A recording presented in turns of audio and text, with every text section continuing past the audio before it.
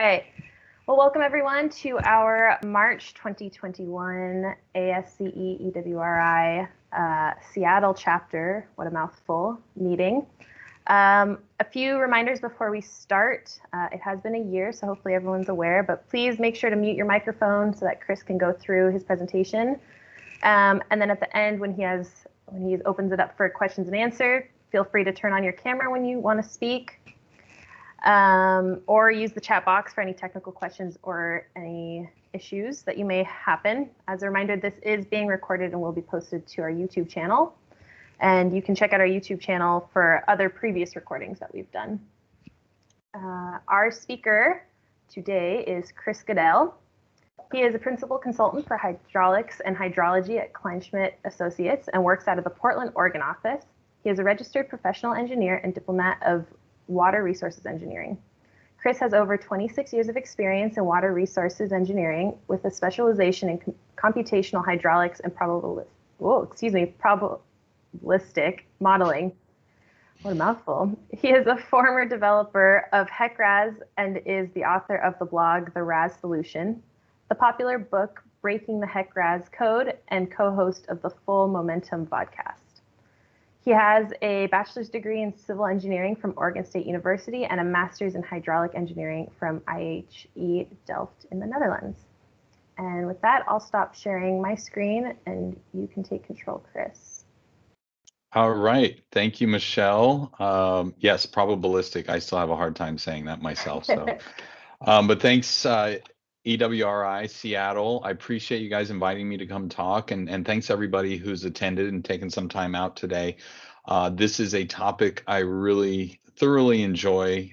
So anytime I have an opportunity to present on it, I'm all for it. So I'm going to get this presentation up here on my screen, and we'll get started.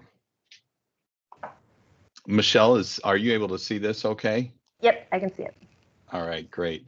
So I'm going to talk about the Ice Age Missoula floods today, and more specifically, my efforts to model it in HEC-RAS. HEC-RAS is a software program I've been using for a very long time. I used to work on the development of it when I lived in Northern California. And even to this day, I think just on a daily basis, I'm in HEC-RAS doing project work. So it's a model that I enjoy working on. I like testing the limits of it, seeing what it can do. And when I first started learning about the Missoula floods, first of all, I'm a geology enthusiast, I guess I would say, certainly not an expert. My expertise is in hydraulic engineering and hydraulic modeling, but I certainly have always loved geology and admired landforms. And when I read about this, my initial thought was, I've got to try and model this in HEC-RAS. And so that's how this all started. I don't know, probably 15 years ago, maybe 12 years ago or something. And so that started this process of trying to simulate this with a computer model. Of course, along the way, and doing some research and reading books about it, I've learned a lot about the geology. As I mentioned, I'm no expert in the geology of the Missoula floods, but I'm certainly an enthusiast, and so I've got some knowledge that I'm going to share with you today. But the purpose here is to kind of give you a background of this flood, what happened, where it went, and what it looked like, and then how I simulated that with my HEC-RAS model. So let's go ahead and jump right into this. So last ice age, a lot of glaciers have moved into northern United States. And as you can see in this figure, got quite a bit down into Washington State and the panhandle of Idaho and northwestern Montana. Notably, Seattle and the Puget Sound area was all covered with a glacier, but so was the east side of the state. And in particular, where you see the word ice dam there in the panhandle of Idaho, this was a lobe of one of the glaciers that had advanced down and actually blocked the Clark Fork River for several years. These glaciers could be hundreds of meters thick. And as I mentioned, they would occasionally block free-flowing rivers. And as you might expect, when it blocks the river and the water has no place else to go, it just fills up. behind these glaciers.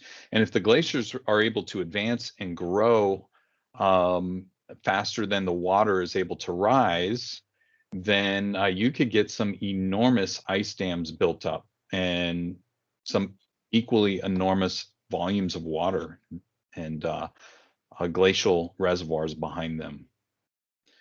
So over on the right of this figure is an artist's rendition of what glacial Lake Missoula would have looked like back in the last ice age when the ice dam came and blocked the Clark Fork River.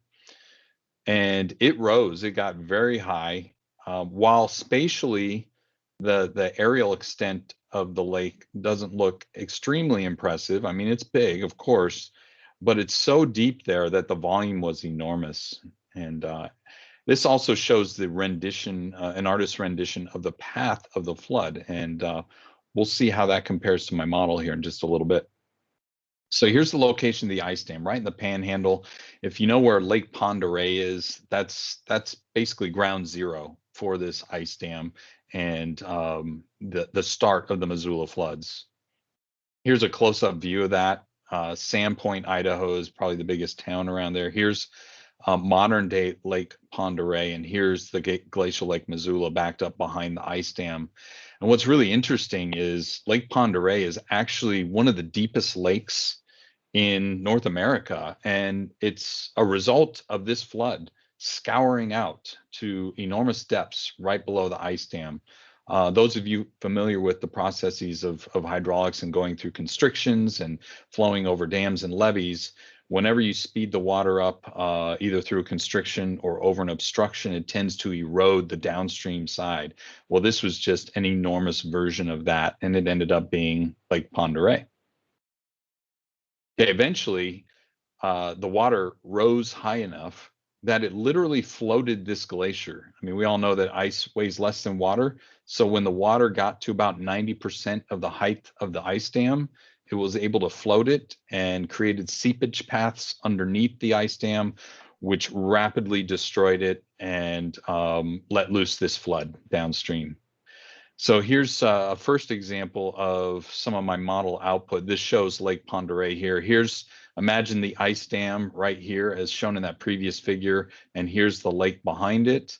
And when I go ahead and animate this, you'll see what happened. And notice the town of, or the city of Spokane down here was probably, was definitely right in the path of this flood, although it didn't exist back then. And by the way, these scales that I'm going to show you on the right, this is in meters per second. So we're talking roughly 50 feet per second and higher in some of these red zones that you see. So as I mentioned, that lake got very high, 600 meters deep at the ice dam. And there's all sorts of really neat signage around where people have measured or estimated the height of glacial Lake Missoula, and you can see this figure on this photograph on the top right that shows how high it is above the town of St. Ignatius in Montana. And if you've ever been to Missoula, Montana, and you look around the hillsides around the city, you'll see these perfectly horizontal lines on the hills. And for the longest time, people didn't know how they got there, whether it was from just animal trails or something else. Nobody really knew for sure until we started piecing together the puzzle of this mystery of the glacial Lake Missoula floods. They realized that these are different lake levels for glacial Lake Missoula, and that's why they're perfectly horizontal lines. The surface area of glacial Lake Missoula was about 7,500 square kilometers, and the volume was about the same as Lake Michigan, or if you want to combine Lake Erie and Ontario together, the volume of Lake Missoula was similar to that. So it was very, very large in volume, and as a result was able to shape the scablands of eastern Washington and carve out the Columbia River Gorge and do all sorts of other damage along the way. So I wouldn't be complete without discussing J. Harlan Bretz, who was really the geologist who discovered the flooding, the Ice Age flooding that happened through eastern Washington. He was a geologist from the University of Chicago, but he spent a lot of time out in Washington state, in particularly the east side where the scablands are. And he was fascinated by these features that he noticed out there, some of just enormous scale that he couldn't comprehend how they could ever get there or how they ever happened because they were so large, but there were no rivers around there of sufficient size to create such large features. So in 1923, he proposed that these features were carved out by a catastrophic flood that originated somewhere up in northeastern Washington, northwestern Montana, somewhere up in there. He didn't know exactly where or what caused it. He just said there must have been a giant flood through here. He was immediately labeled a heretic because back then, here's another big word, Michelle, uniformitarianism. That was the theory of the day back then. And nobody had any time for somebody who thought that some of these geologic features could be carved out in brief episodic events like a massive flood that he was describing. Uniformitarianism is the theory that these features have formed over millions of years with generally the same processes we see today, versus catastrophism is the theory that some of these features could have been created over very short periods of times during very large-scale events. It took till 1965 for the geologic community to really embrace what J. Harlan Bretz was saying. And even in 1979, he was finally awarded the highest award in the geologic community, the Penrose Medal. So what exactly did he see? What was drawing his attention to this area, and what ultimately led him to think that this was formed by a catastrophic flood? Well, you can go traveling around eastern Washington, and because it's so dry out there and there's very little vegetation in a lot of areas, a lot of these features are still visible today, both in person on the ground, but also through Google Earth. If you just want to scan around on Google Earth, you can see a lot of the scarring and the features from these floods. Dry Falls is a great example of that. It's out kind of in central Washington, just below the actual Grand Coulee, not the dam, but the actual coulee. You have Dry Falls, and this is where water spilled over a basaltic cliff like you see right here and carved out this deep pool. What's interesting about this is it was a waterfall during these floods, and it was a waterfall that was 5 times wider than Niagara Falls. It had a 100-meter drop, which is 2 times higher than Niagara Falls. And the water flowing over this was 10 times the volume of all the rivers in the world combined, if you can imagine that. All flowed through this area.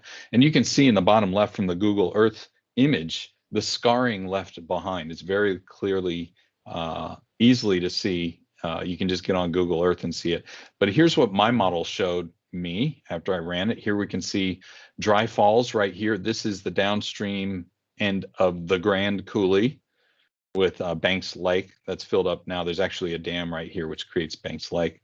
But imagine the dam and this reservoir were not here. This is what we would have had prior to the first flood. And here you can see the high velocities right where it spills over Dry Falls. Some of the flow patterns that we had there. There are other features too that you can see in Google Earth or driving around out there. One of the most interesting ones, I think, are these giant ripples. These are formed by the same processes that form the little ripples you see on the beach when the water recedes, and you see these little ripples. Or if you ever get to a relatively shallow sandbed river, you can see these forms, these ripples and dunes underneath the water surface.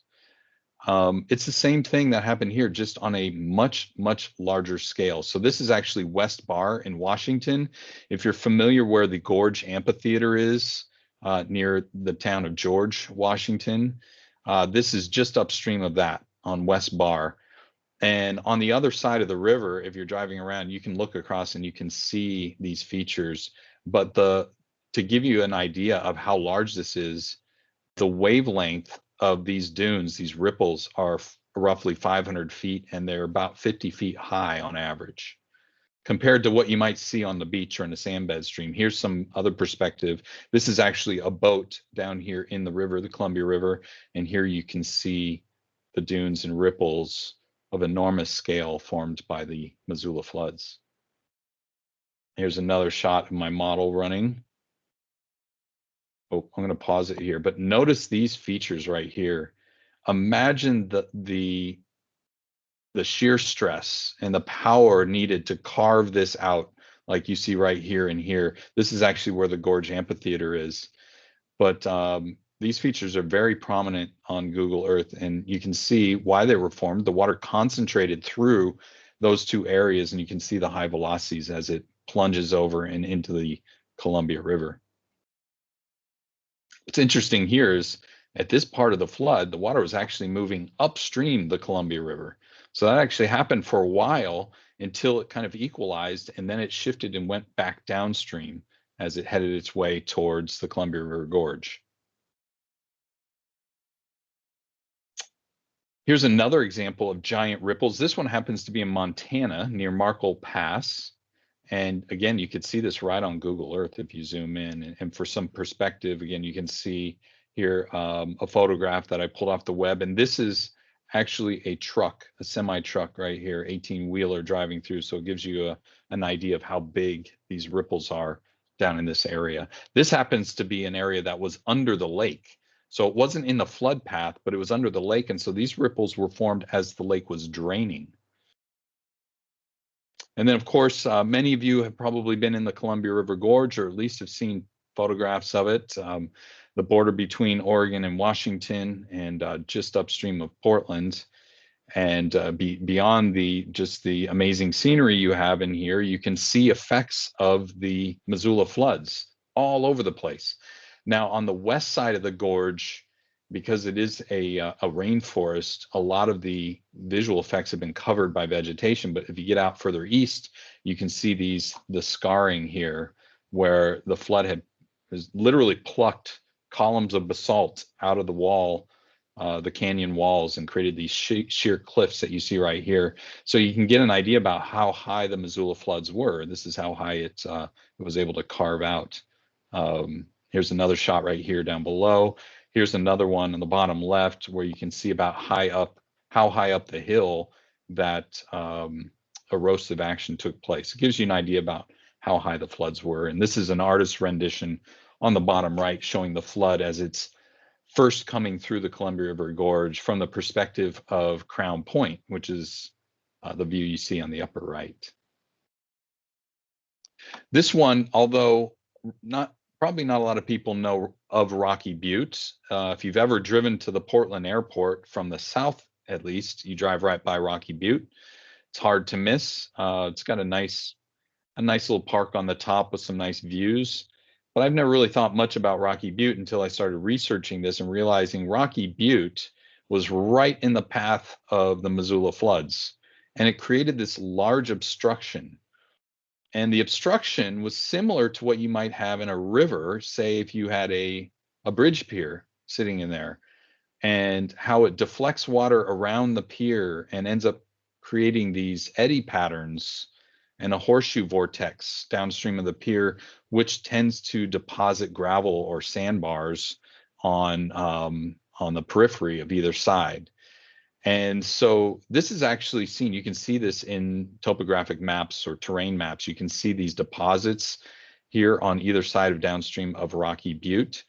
And you can also see where I-84 and I-205 come together. This is actually a deep depression here that you drive through. And that's because of the scouring. As the water hit this and deflected around, it accelerated and it carved out a channel around either end, and it deposited a lot of that material right here. So of course I had to try and simulate that in my model. Here's Rocky Butte right here. Here's the flood coming in, and you can actually simulate these eddy patterns that I showed, which precipitated the deposits of material downstream. And actually, if you drive this road here on the way to the airport. I think that's 82nd Avenue. You actually go up and then down a hill right here, and then back up another hill, which are where these deposits were. Those of you familiar with the Portland area probably know about Lake Oswego. It's a very nice place, a nice residential area that happens to be built around a lake, the lake being Lake Oswego. And I always knew this as a place where rich people live and a nice area to walk around, really nice downtown. And if you're lucky enough and know somebody there, you can actually get on the lake in a boat and maybe do some water skiing. But in doing some research of the Missoula floods, I found out that Lake Oswego was actually carved out by the Missoula floods. So before the Missoula floods, this was actually the course of the Tualatin River. The Tualatin River flowed through this area right here where we're looking, and in between two high kind of mountain ridges, Iron Mountain to the north and the south Lake Oswego Hills to the south of the lake. And when the flood came roaring up the Willamette River, it also went up the Tualatin River right here. And because it was squeezing through these two mountain, quote unquote mountains, just large hills, I guess, it created a jet. So it was almost like a nozzle of water shooting through here. And that scoured out a bunch of material where the lake is presently and dumped it just beyond the ridge that you see there, the trees you see there in an area called Bridgeport. And Bridgeport happens to be a place right now. There's a mall there, but it used to be a big mining activity for gravel because it dumped a bunch of gravel there from this flood. So this gives you an aerial view, kind of an oblique view of where Lake Oswego is. Here's the Tualatin River in its present course. The Missoula floods were rushing up the Willamette River here. So north is down this way. Water was flowing southwards up the Willamette River. But when it got to the original Tualatin River, it turned up between these two mountains and scoured out Lake Oswego, which is right here. And then it dumped it all right there in the Bridgeport area. So here's another view. This is Lake Oswego. Here's the Willamette River, scoured out right here, dumped all the material here. And this is the present course of the Tualatin River. But before, it used to flow right through Lake Oswego into the Willamette. Topo map shows you a little bit more. Here's the Iron Mountain to the north. I think it's called Iron Mountain. And then the hills to the south of Lake Oswego. And actually, if you look close, you can kind of see where it was deposited here, which rerouted the Tualatin River down here. And running my model, you can see this nozzle, this concentration or this contraction of flow as it went through here, just scouring out Lake Oswego to dump that material over there. This is my favorite part about the Missoula floods, are these ice rafted erratics. So beyond just the terrain that was shaped by the Missoula floods, you have all these random rocks all over the place in the flood path.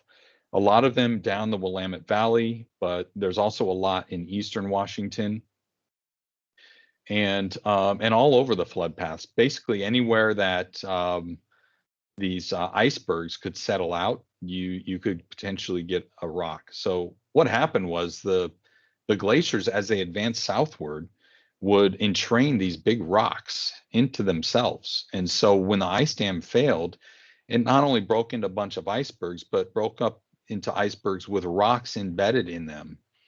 And these icebergs would float downstream and eventually settle out somewhere, and they would melt away, leaving a rock or maybe several rocks behind, some of them very large. In the bottom left is an artist's rendition of the Bellevue Erratic, and on the right is an actual photograph of it. And this is actually just outside the town of McMinnville, and right in the heart of wine country, Oregon. And so if you ever want to do a really cool wine tour and then go see an erratic, this one's one that you can easily walk up to. It's just a short walk up a paved path just outside of McMinnville. Here's another extreme example of an erratic beside the road in eastern Washington. This is Jager Rock. And you can actually even see this in Google Earth, along with a bunch of other erratics that the farmers just kind of work around. They don't even bother getting rid of them. They're too big. So they plow around these rocks. Here's an example of a rock in the middle of a vineyard that they never never attempted to move, so they just built around it, and another one with a bunch of kids standing on it. Kind of fun to see. This is a map put out by the USGS that catalogs all of the known erratics just in the Willamette Valley that we know about. So here's Portland, right in here. This is the Willamette River, and we've got all the areas south of that in the Willamette Basin. This is the Tualatin River Basin, and you can see all these triangles everywhere. These are all known erratics that you can go see. This is the Bellevue Erratic I mentioned earlier, just down near McMinnville, and my kids sitting on that. That was a fun day. So easy to get to. It's right off of the main highway if you ever want to see it. There's also one right in downtown Tualatin. I think they actually moved this one here. They didn't build this community around it, but it's kind of cool nonetheless. There's a little sign next to it. So what about the modeling of this? So this is technically a dam breach model, and that's something I do a lot in my career. I've been doing breach modeling for probably over 20 years now, mostly with HEC-RAS. It's an important part of dam safety programs because if a dam were to fail, you want to know where the water would go and how fast it would get there. So you can plan for it, one, but you can also estimate what the consequences would be if such a thing happened. Well, we have the same thing happening in the northern latitudes, or even in the Himalayas. You see this applied to modern day glacial lake outbursts. So even today we have glacial lakes around the world, none as big as Glacial Lake Missoula was, but they are around the world, and they can and do cause tremendous damage. In fact, just a few weeks ago, there was one some of you may have seen going around YouTube, the glacial lake burst in the Himalayas in northern India. And there's some really spectacular footage showing the damage from that, just blowing right through bridges and over the top of a dam.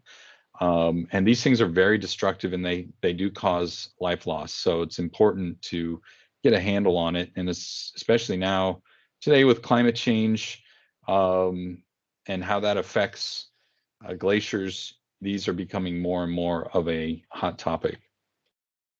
But I applied it specifically to Glacial Lake Missoula. I used some research in books that I have, other online sources. A great book, if you're interested in reading more, is titled Glacial Lake Missoula and Its Humongous Floods by Stephen Alt. And that was really the inspiration for me to do that. And has a lot of great information in there, plus a lot of driving tours that you can go on. So it actually pinpoints a lot of these things and how you get to them. But I use that and some other resources to build my hydraulic model. I initially started out with a one-dimensional model because 2D HEC-RAS didn't exist back then. And so I built it out of cross sections, which was very, very challenging. It took me a lot of time on my evenings and weekends to set this thing up. Nobody paid me to do this, by the way. This was just for fun. So it took a lot of evenings and weekends to set it up. And then once I got it set up, just to stabilize it, because unsteady flow HEC-RAS models, especially of this type of dynamic nature, are very difficult to stabilize. So it even took longer to stabilize it. But I eventually got it going. And then when 2D came out in HEC-RAS, I thought, well, I've got to do this in 2D. And what was amazing about the 2D model in HEC-RAS is it's extremely stable and it's very quick and easy to set up. And I literally had this model built and running in less than a day worth of time, compared to about 2 months worth of work on this previous one-dimensional model. But it's worth noting what I went through for the 1D model, so you can appreciate it. I started out back then with a 100 meter DEM, which is very coarse, but for this scale of modeling, it actually worked really well. And I used that to cut one-dimensional cross sections all over the place. Now the trick is, how do you know where to place these different streams and rivers and to set up your 1D model, and how do you locate and orient your cross sections? Well, fortunately, for most of the pathway, you can actually see these old dry rivers that were carved out by the flood in Google Earth. And so I literally brought images out of Google Earth and I traced my flood paths right on top of what I could see. And so this is what it ended up looking like on top of a terrain model. You can see a lot of loops and junctions and diversions in here, but ultimately they converge right at Wallula Gap, near where the Columbia crosses, well, not crosses into Oregon, but crosses down between the border of Oregon and Washington. And then even further on, and of course, it's easy to delineate the Willamette River and the Deschutes River and the John Day River there. They're clearly shown on any map. So it was actually quite easy to figure out where my flood paths were. And then it was just a matter of laying out cross sections so that I could run this model. So this was my initial layout of cross sections. And then I interpolated between them to, I think about I think it was about 1 or 2 kilometers between cross sections ultimately. The initial spacing was 5 kilometers, as you can see here. Of course, you're not done with just laying out cross sections. Those of you who've done HEC-RAS modeling knows you've got to figure out flow paths and bank stations and those sorts of things. So that's what you see here. And ultimately, I ended up with 2,346 cross sections, 68 reaches, 34 junctions, and 36 external boundaries to define this. And again, I keep going back to people who've done HEC-RAS modeling, but if you've done unsteady flow modeling, I think you realize what a challenge this will be to stabilize. And it took me a long time, but I finally was able to get it to work.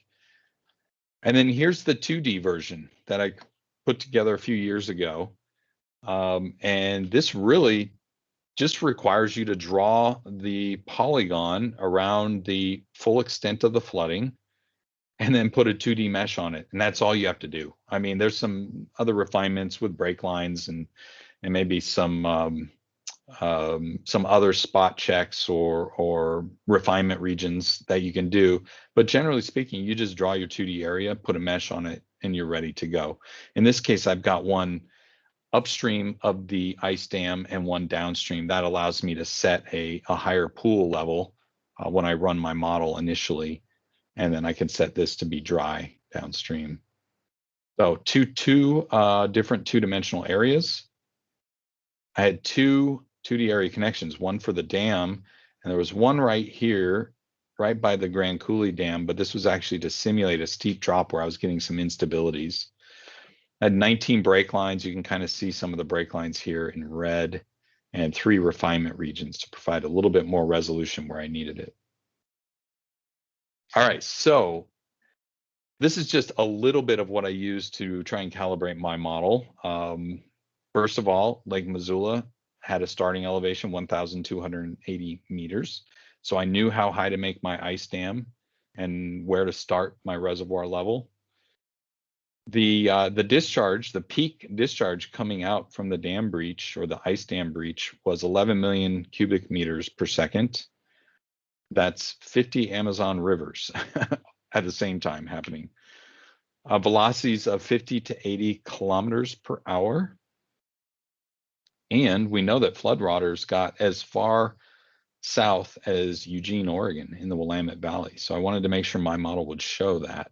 Here's that artist rendition again of the flood path. And this is what I ended up with in my 1D model.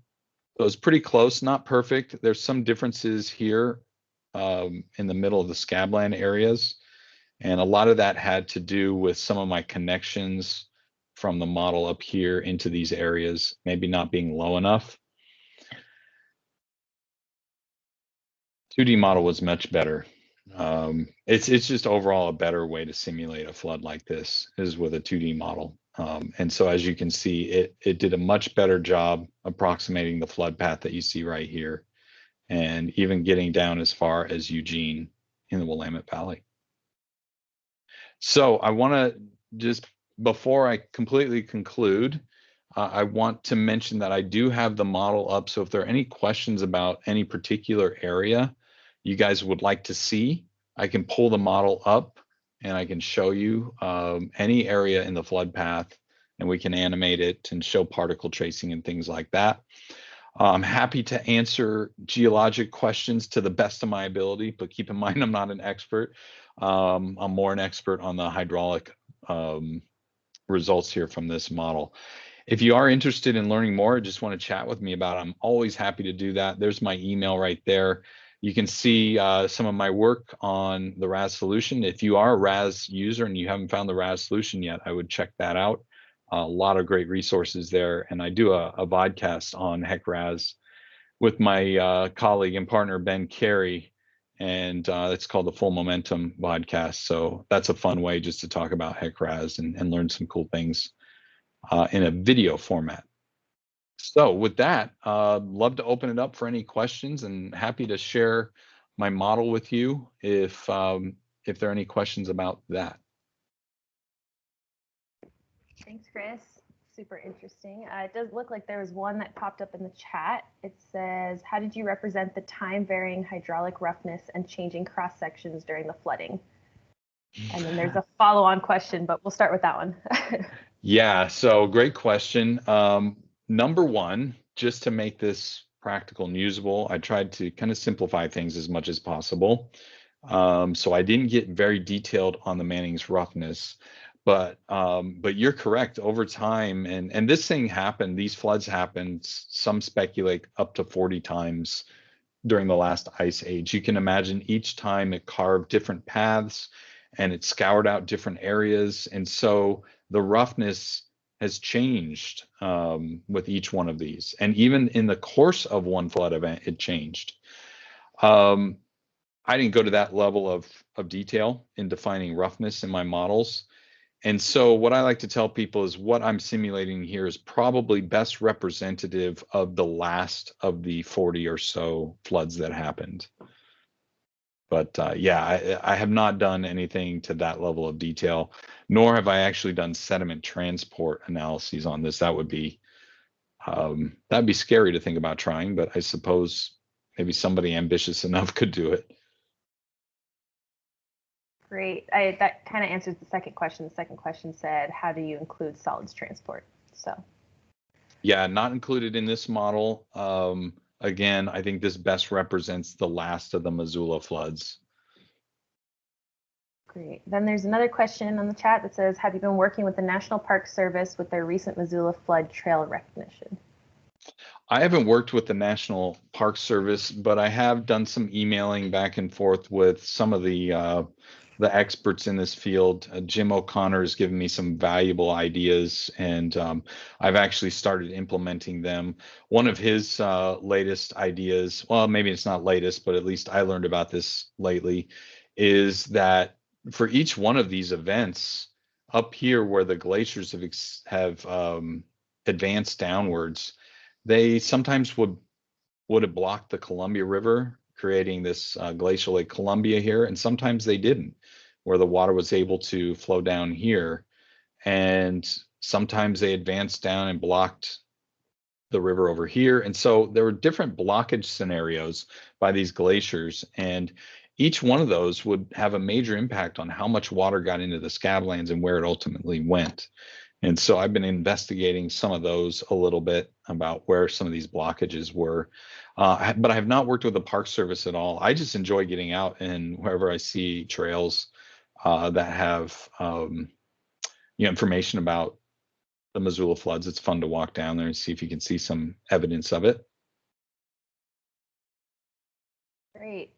Any other questions for Chris? If you want to turn on your video and brave enough to speak. Hi, Chris. I had a question for you. It was a great presentation and really excited me about all the things in the Pacific Northwest to be interested about. I had a question about how the model performed on the Washington side across from Mosier. I hike a lot at a place called Coyote Wall, which is part of the sink line near Hood River. And there's a lot of interesting features when you hike that don't necessarily make a lot of geologic sense. So I was wondering if you could show kind of like a Mosier Hood River type area for this. Yeah. So the syncline is somewhere in this. I think this might be it right here. It's just downstream of the Dalles, right? Correct. Yeah, it's just downstream in the Dalles, essentially between Hood River and the Dalles. So we're looking at it. Yep. Yeah. Let's see if my map will maybe show us where Mosier is. So I think this is the area you're talking about. And the first thing I'll say, Robert, is that if I turn on my mesh, you'll see that in this particular model run, I didn't have a very fine mesh. So you're not going to get extreme detail in the areas you're talking about on the syncline, but I have started doing some spot areas where I've pulled out certain segments of the model and refined the mesh to much smaller scale or much smaller cells, so you can get that kind of detail. And this might be a good area to do that. I mean, I can turn on the results here and we'll see what it looks like, but I'm guessing it's not going to give you a whole lot of detail through there. You see an eddy pattern forming up in this tributary, but yeah, it's blasting through there pretty good, as you might expect, being a narrow constriction through the gorge. But hey, you and I can work on this, Robert. Maybe this summer when you move up here, right? Sounds great to me. Yeah. All right. Very cool. Great. There's a few more in the chat. So the next one says, did the historic ocean levels at the time of the flood affect the calibration, such as tailwater, etc.? Well, yeah, that's another good question. And let's move down here. What's actually interesting, I wonder if I'll be able to see that in this model. So yeah, my model goes all the way to the mouth of the Columbia. You can see the downstream boundary. And I didn't really pay too much attention to what I can't even remember what I used here. Probably just maybe a mean high water for current conditions, which of course is going to be a lot higher than it was back in the last ice age. In fact, yeah, here we go. We can see that. You can actually see the old river channel right here underwater when during the last ice age, the ocean level was low enough that it was actually way out here. So that would certainly have an impact, I would say, in the downstream end of my model, but probably wouldn't extend too far upstream because this flood is so large that it would completely overwhelm these downstream boundaries by the time the water got there. Thanks, Chris.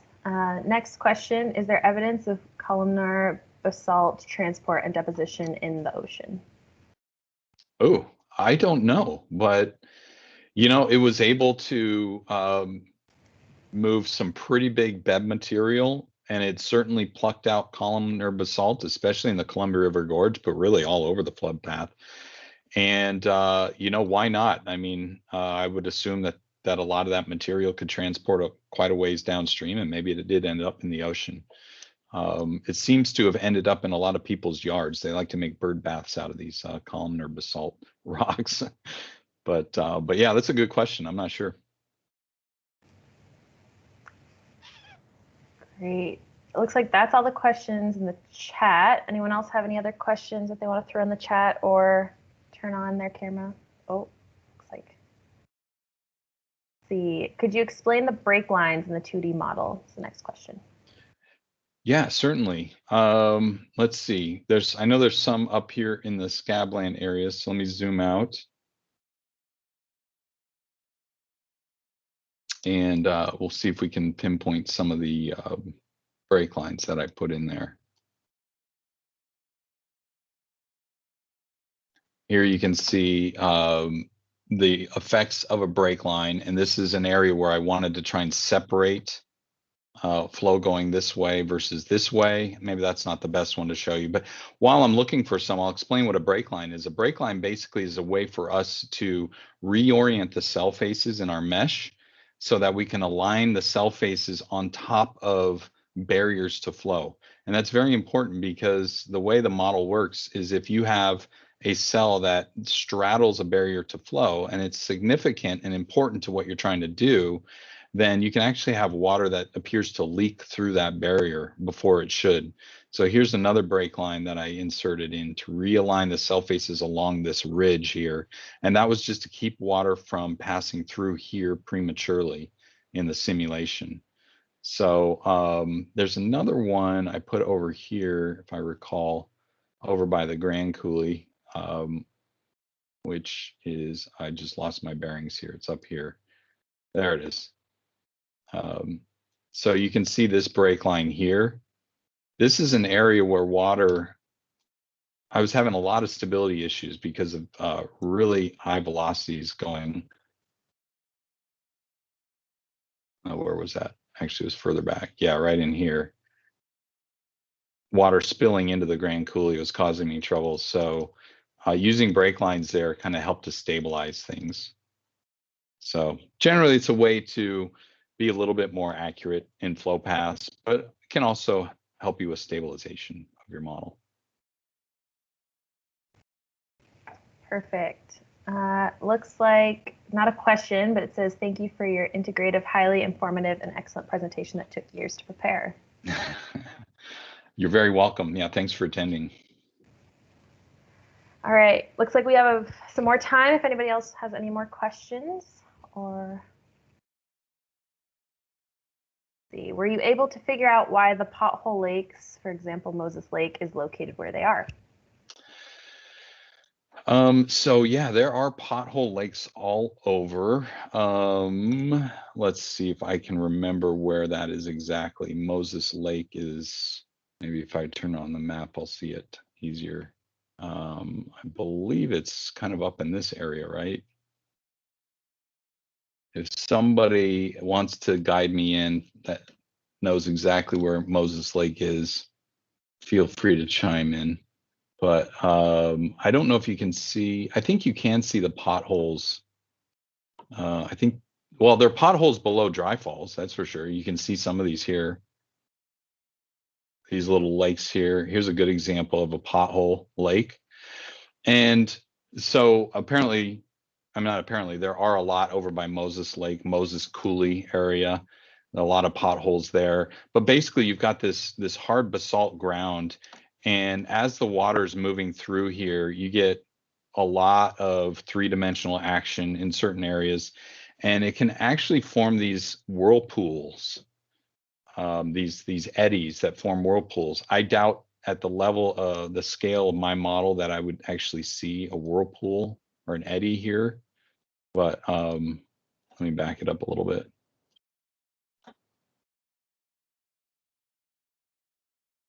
Actually, in this particular one, I didn't even have water covering over there, so that's interesting. But anyway, these potholes that are all over, they're formed by basically whirlpools, and they had such erosive power that as they spin around, it's like a drill drilling through wood.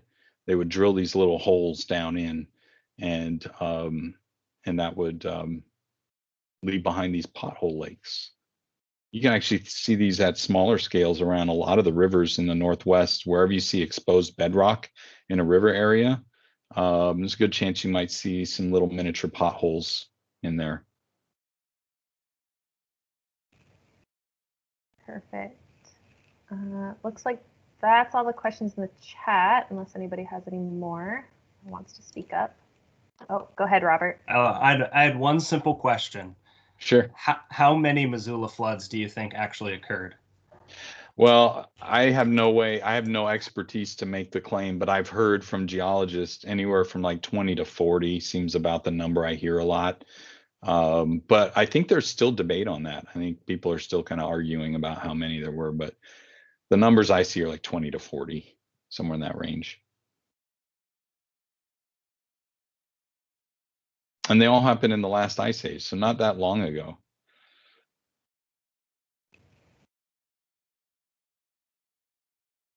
All right. Any other questions?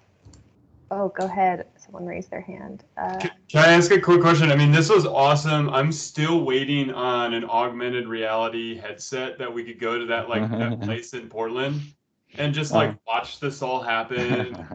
You know, have a couple beers and watch geologic time pass in a mere matter of like 30 minutes. So when that happens, make sure we announce this to the group. Well, you know, Robert, I know you're joking a little bit. You're actually not that far. We're not that far away from that because HECRAS has a new 3D viewer, and I do want to do some 3D views of this, where it's almost like Street View in Google Earth. and you can get down at either at ground level or just above ground level with an oblique view, and you can set up flight paths and things like that, or you can perch yourself on Rocky Butte and watch the flood come. And they do actually, or they are investigating ways to integrate virtual reality, VR glasses or goggles into this kind of thing. So you're actually not that far off, Robert. So I'll be sure to make it well known when I come up with something like that. Like I would say probably like 5 or 6 years. I actually reached out to a couple of companies about doing a startup and just assessing the technology, and then they said the battery requirement for the computational power for somebody to basically look around and have that type of modeling just wasn't there. You know, at least for somebody to take this thing in a backpack up to a cool hike. But what would you say? You know, I mean, ArcGIS is like, these tool sets are amazing, but how much has the transparency, you know, having Google Earth now a common tool set free to everybody, how much has that helped or hurt the enhancing these models and identifying, you know, small features like the pothole lakes? It's been extremely beneficial for, at least for my work on here, because when I read about a feature, a lot of these are so big that you can just zoom in on Google Earth and see them. And you can see how your model, like, for example, when I was just looking at that pothole area by Dry Lake, or Dry Falls, I mean, over here, you know, obviously the flood had moved through here, right? You can see that very clearly. And you've got the leftover potholes, the scarring. But my particular simulation that we're looking at right now didn't go through there. So what does that mean? You know, maybe I didn't block enough of the glacial Lake Columbia with glaciers, and it allowed more flow to come through the Grand Coulee here versus overland like that. And so Google Earth is great for that, because it allows me to calibrate my model and see how it reacts to some of these features that we can see. And as I mentioned before, it also served as a guide for setting up my 1D model and where I drew my flow paths. So yeah, it's been invaluable for me. I don't know if I would have been able to do something like this before Google Earth existed. So.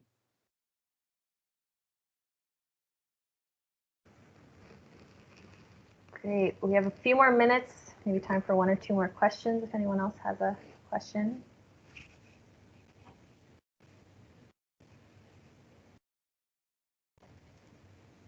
Well, I guess I have a question for you, Chris. What's your next what's your next thing that you're gonna take on and model? I do actually have some ideas. I've always wanted to do a simulation of the Lake Bonneville flood. And so if you guys are, anybody's familiar with that, it used to be a lot wetter in Utah, where the Great Salt Lake is now. And even if you drive around the Salt Lake area, you can see the old Lake Bonneville lake level up in the hills, just like in Missoula, or in Missoula, Montana, where you have these lines along the hills. You've got a couple very distinct lines going around the Wasatch Mountain foothills, Salt Lake. And so this glacial, or not, it wasn't a glacial lake, by the way. It was just a lot wetter period in time. And so this was able to fill up. And I think almost the entire state of Utah was underwater, at least on this side of the mountains. And it got high enough that it was able to overtop Red Rock Pass, which is somewhere around here, flow into Idaho, into the Snake River, down the Snake River, into the Columbia, and out. So there were actually 2 different major episodic events in the Columbia River Gorge, one from Lake Missoula and one from Lake Bonneville. So that has always interested me. I don't think it's of the same scale as Glacial Lake Missoula. So, we'll see. The other one that I really want to do is, if anybody's familiar with the Bend area in Central Oregon, there is a collapsed caldera called Newberry Lake. or Newberry Caldera, so right here. And so it's very similar to Crater Lake, only it has 2 lakes inside of it, and it's not as high as Crater Lake or as big. The lakes aren't as big, but the actual caldera is bigger than the Crater Lake caldera, Mount Mazama. And anyway, I thought it would be interesting to see, hey, what would happen if we got another lava flow? You can see there's recent lava flows here. What if we had one that blocked this outlet here, and this filled up, and then it eventually breached and flooded everything downstream? So I thought that might be kind of fun to do. I also have some ideas of doing some HEC-RAS modeling on Mars. So you can actually get terrain data from Mars. It's collected and available online. So I'm going to try and build a data set of that and see if we can simulate some of the flooding that happened on Mars. Huh. Interesting. Well, keep us posted on that, and maybe we'll have you come back and talk to us about Mars or any of these other ones that you're doing. Yeah, I'd be happy to. Great. It looks like 2 other questions popped up in the chat. So it said, would the 2D model have been as fast as it was to model had you not done the 1D first? That's a really good question. I mean, the 1D, it forced me to know everything, every little intimate detail about the terrain in the area. So that was certainly helpful. And it also helped me to figure out what my boundary conditions were as well, because I use those for the 2D model as well. But otherwise, yeah, it's, there's a lot of inundation maps that have been provided. You can get on the web and just Google Missoula floods, and you can see people's inundation maps that they've made from a variety of ways, whether it's just looking at the topography or just an approximation. But that was my first cut at determining what the inundation extents were. And then it's just a matter of drawing the 2D area. So some of it did help, but I mean, if I'd never done the 1D model, I could have, probably wouldn't have taken me that much longer to do the 2D, I would expect. Great. Another question is, did you only use current terrain, meaning the post-flood conditions, in the model, or did you estimate the pre-flood terrain to route the flows through? Since many separate, oh, sorry. No, go ahead. You can finish it. Sorry, I didn't mean to interrupt. No, it's okay. It says, since many separate floods occurred, did the paths vary in geometry over time? Well, I'll take the last part of that question first. The answer is yes. Many separate floods occurred, and each one had slightly different initial conditions or setup. Different glaciers that have advanced it to different levels and have blocked different rivers. So yes, each one was slightly different. Obviously, I don't know what that looked like. There's some theories out there, and you can try and replicate that. But as far as the terrain, yes, I only have used current terrain that's freely available through the USGS, and that would best simulate the last of these floods. So I didn't do any deposition or scour. It's whatever's there today is what I actually simulated in this model. Now, I suppose if I really wanted to go the effort and I knew, certain things weren't there before the floods, but they are now because of the floods, I can maybe go in and manually manipulate the terrain and remove those. But I haven't really found the need to do that yet. Perfect.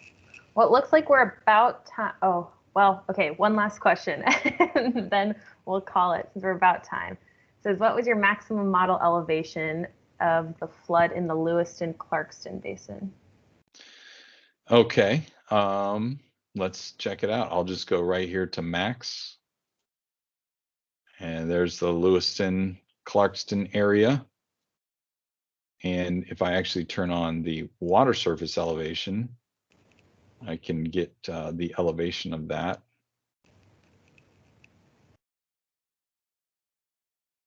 The water looks to be about, and this is in meters, by the way, so 450-ish meters.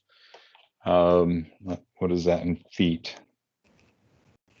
It's about 1,500 feet mean sea level versus the terrain level is about 225 meters. So looks like it's about 200 plus meters of water over the top of Lewiston during the peak of this. Great. Well, thank you, Chris. Super informative and a great presentation. And thank you everyone for joining us. Just really quick, our next meeting is April the 15th. We'll have Brian Shuck from Jacobs talking about the use of AR, VR, and virtual performance testing at a wet weather treatment station. So we look forward to seeing you all then. And thank you again, Chris. Have a good day, everyone. You're very welcome. Thanks, everybody. Bye.